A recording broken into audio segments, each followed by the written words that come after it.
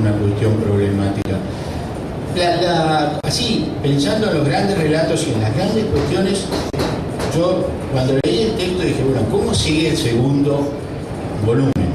Y después, qué importante va a ser la conclusión que puedan hacer cuando puedan comparar algo que yo les diría se debería llamar esa conclusión, pensar la educación o de alguna manera parecida, y poder comparar cómo la idea de educación fue desapareciendo. Yo siempre, a partir de algunos trabajos que hice, pude notar que había dos palabras que se fueron usando como sinónimos y que eso, yo soy sociólogo, hice simplemente la observación, pero no podía, no un trabajo al respecto.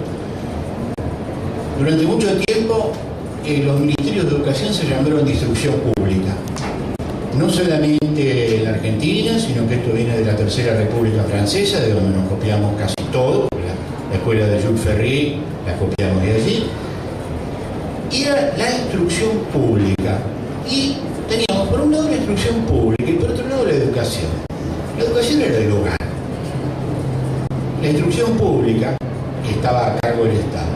Siempre me hice la pregunta, ¿en qué momento el Ministerio de Instrucción Pública pasó a llamarse el Ministerio de Educación? Llegué a la conclusión, sin hacer ningún tipo de trabajo intenso, que eso ocurrió alrededor de los años 1940. Pero hasta entonces había una idea fuerte, era la instrucción pública. Y después viene esto de la educación. La educación, repito, la educación se adquiere normalmente, se pensaba en la familia, y la instrucción se adquiere en la escuela. En algún momento la escuela pasó a ser la educación. Y junto con ese proceso, la complejidad de las sociedades, fueron haciendo la pregunta, bueno, ¿y qué hacemos con esta gente que tenemos pocos relatos para contarle? Porque el relato religioso tenía una intensidad extraordinaria. El relato del positivismo tenía una intensidad. El del Estado-Nación tenía una gran intensidad. Y después es como si todo eso se fue perdiendo, y en esa conclusión que sugiero, yo creo que la gran pregunta es, bueno, ¿dónde estamos comparado con las ideas trascendentes que existieron en su momento para la construcción del hombre? Y eso está, o el corpus empírico, son los discursos sobre la educación. Cada vez que se reunieron en algún lugar para hacer un discurso sobre la educación, parecería que los tecnócratas fueron ganando lugar. Fueron perdiéndolo los filósofos, los pedagogos, los pensadores, y fueron ganando, entre comillas, los realistas. Realistas en el sentido de los que dicen las cosas como son. Pero lo que se perdió muchísimo es para qué la educación.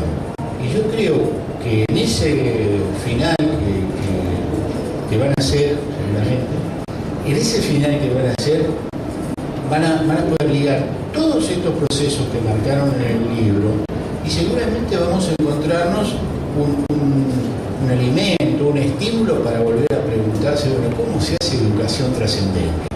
No cómo se forma para el progreso social, para que te vaya mejor en la vida, para que consigas trabajo, sino quizás cambiando.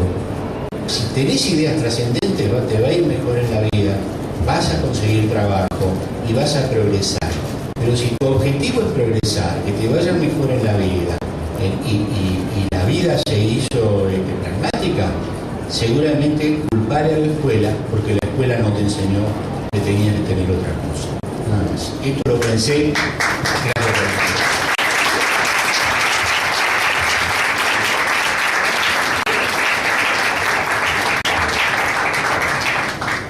La intervención del doctor Cid Caro me exime de cualquier otro aporte, pero sí quería recoger algunas de las ideas que nos deja, y es preguntas: ¿qué es la educación? ¿Para qué debería servir hoy la educación? ¿Cómo se hace educación trascendente?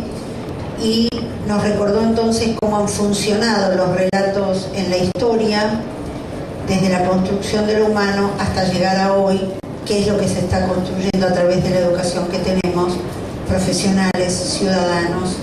En definitiva, preguntas que son muy interesantes.